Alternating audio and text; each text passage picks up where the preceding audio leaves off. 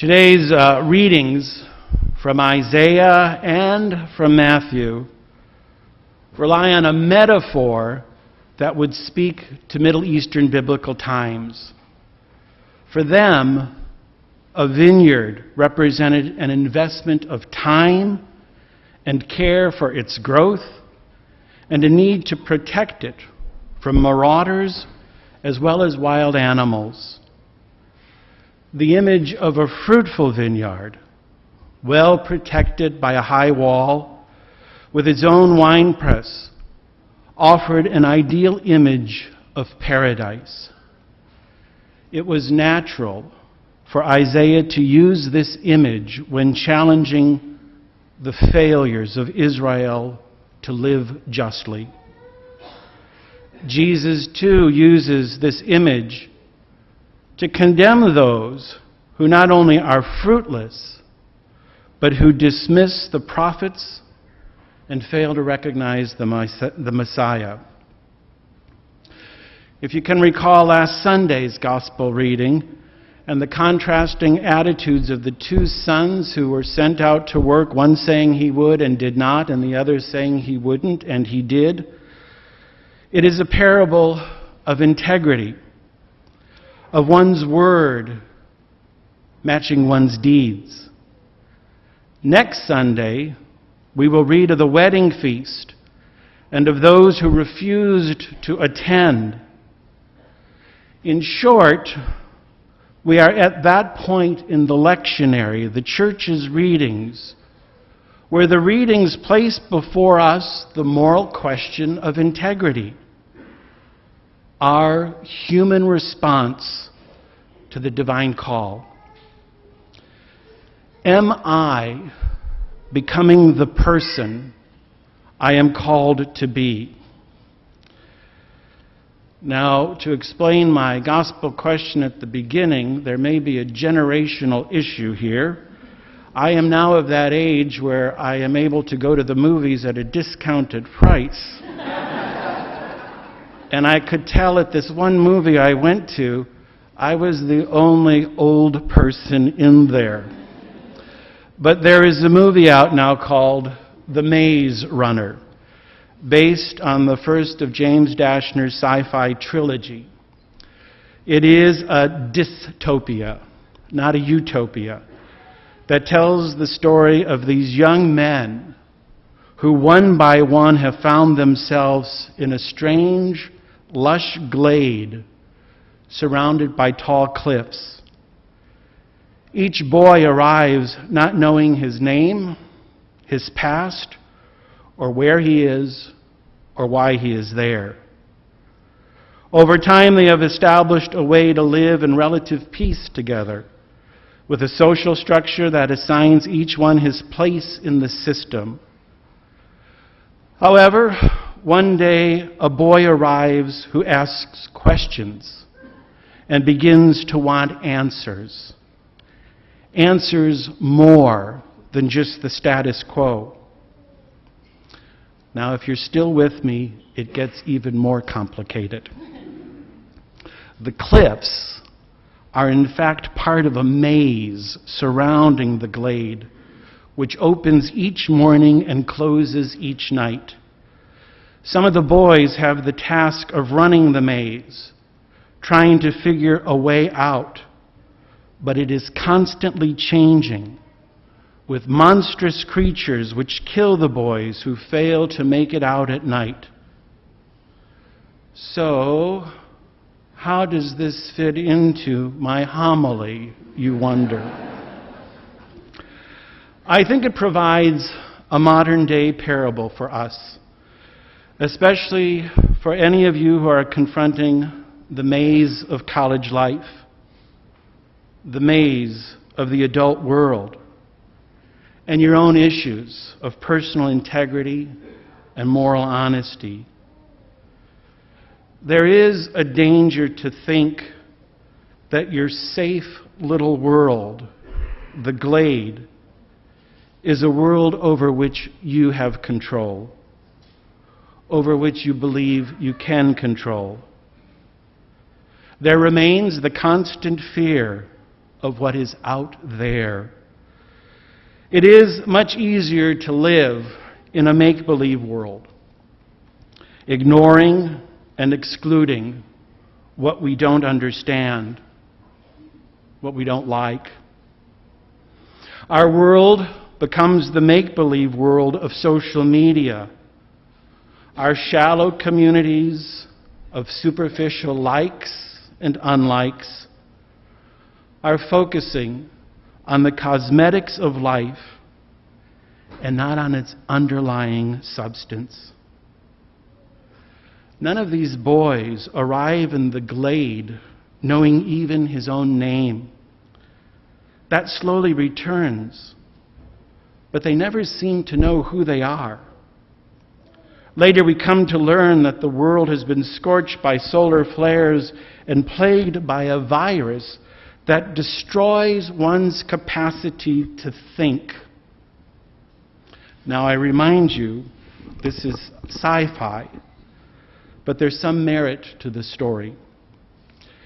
After all, in Jesus' rendition, the tenants turn bloodthirsty, beating the first messenger, then killing the others, ultimately even killing the landowner's son. Sometimes the Bible and popular culture coincide in their message.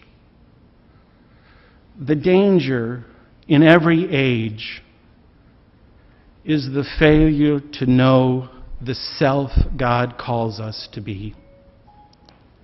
It isn't just the young. Every generation runs the risk of choosing fear over faith, of choosing the comforts of a false self, never confronting the inner person. Jesus confronted his listeners with the question of their own willful ignorance. Have you never read in Scriptures? Whether you are 18 or 80, the same question remains. How often do we fail to grasp the nettle and ignore the haunting, deeper truths we wish to hide? Modern society is plagued by a narcissistic preoccupation with image. My grades, my friends, my popularity, my job, my car, my house, my income. These all mask the one thing essential to lasting human happiness, and that is true self-knowledge. Not the phony image we portray on Facebook, but the broken and bruised self that feels unloved. The fearful and frightened self that feels nobody understands. The hurt and unhealed self that feels no one cares.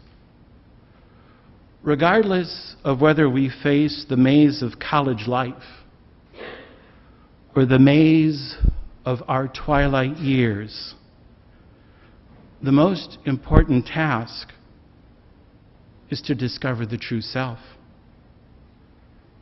St. Catherine of Siena spoke of the cell of self-knowledge as the key to the spiritual life. St. Teresa of Avila similarly spoke of the interior castle as the way to achieve profound clarity of one's true self in God. There is something profoundly mystical in this kind of knowing the self beyond our egotistical pride. St. Paul, in the second reading, so eloquently shows us the key to it all, and that is we are called to a life in relationship with God. Prayer opens the way. It is the royal road to knowing God and knowing our truest self. If you think that prayer is about rattling off a few Our Fathers and a few Hail Marys, you have got it wrong. Prayer is that level of intimacy, of confidence and trust in your relationship to God that makes you real and makes your life worth living. It is an abiding presence that assures us amid our struggles and consoles us amid our sorrows. It is met in whatever is true. It is seen in whatever is honorable. It is drawn to whatever is just. It embraces whatever is pure. It finds comfort in whatever is lovely. It cherishes whatever is gracious. Prayer is the interior manifestation of the noblest self. It is the raising of our hearts and minds to God. Prayer is the surest way I know to find my way home, to calm the storms that assail my soul, and to mend the many wounds this life holds. The month of October is traditionally a time to turn to Mary as the model of prayer. In pondering the mysteries of the Christian life, we grow deeply in our understanding of their meaning. Saint Pope John the 23rd said, "The Rosary is a school for learning true Christian perfection." Perhaps today's readings are a wake-up call to ask ourselves, what kind of tenants have we been? What kind of harvest will we yield? If at the end of the day we have nothing to offer, it seems to me a poor squandering of something really very remarkable. One's truest self coming to know the one true God. The call to run the good race.